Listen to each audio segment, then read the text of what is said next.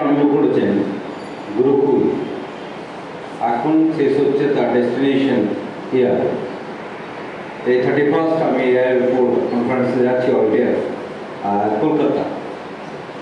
তো সেখানে আমরা ডেকেছি সুপার 30-র অচ্যুত আনন্দ, যিনি প্রচুর IIT 30 করে দিয়ে গেছেন।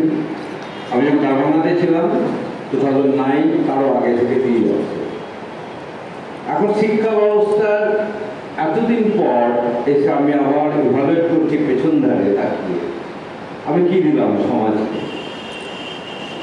Man making resource person.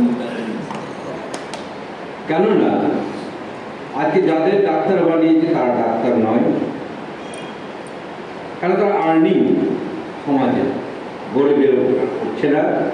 আর যত IITians আমার হাত দিয়ে 20 IITians বাড়াচ্ছে, তারা অ্যাওয়ার্ডে চলে গেছে, দেশের জন্য কিছু করছে না। তখন এভাবে কি করলাম? আমি তো একজন সমাজে আমি তৈরি করে দিলাম 12 পর্যন্ত, নার্সারি থেকে নিয়ে সেই একটা বীজ যেটা বপন করেছিলাম নার্সারি কেজি 1, 2, 3, 4 ডার্ক হর্স হতে বাড়িয়ে 10 স্ট্যান্ডার্ড 12 স্ট্যান্ডার্ড, তা আমরা না থাকলে হতে পারতাম না। তো আজকে আমাদের যে রিসোর্স পার্সনগুলো তৈরি করছি ইন্ডিয়ার জন্য এবং পুরো ওয়ার্ল্ডের জন্য, প্রকৃত কি মানুষ তৈরি করতে পারছি তারা যা সমাজের সমাজের একটা কাজে লাগবে। একটা মানুষ তৈরি হচ্ছে, একটা ইঞ্জিনিয়ার IT সেক্টরে ব্যাঙ্গালোরে আমি কাজ করি, সকাল 8টা থেকে রাত 8টা পর্যন্ত। আমার প্যাকেজ কত? 50 লাখ।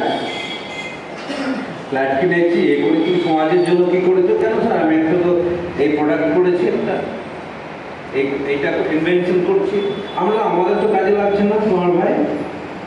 এবার ডক্টররা কেউ রিসার্চে যাচ্ছে না, নিউ ইনভেনশন আসছে না।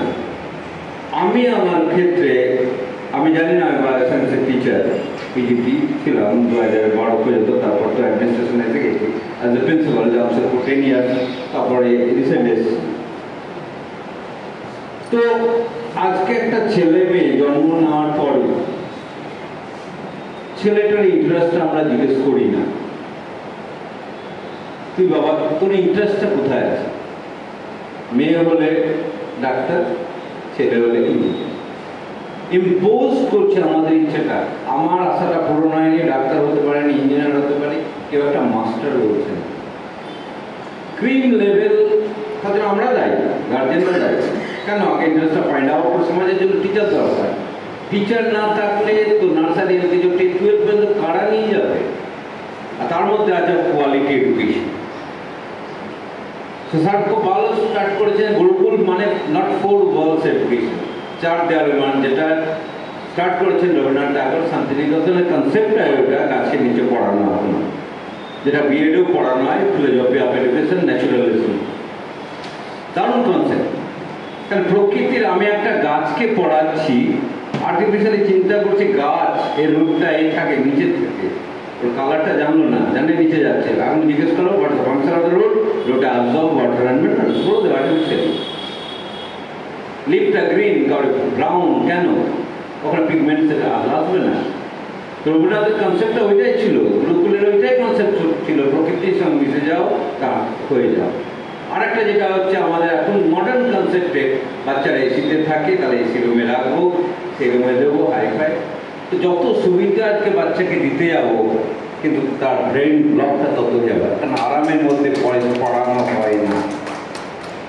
কারণ এক টাইম আজকে যে আমি কথাগুলো বলছি, এই কথাগুলো বলছি আমি নিজে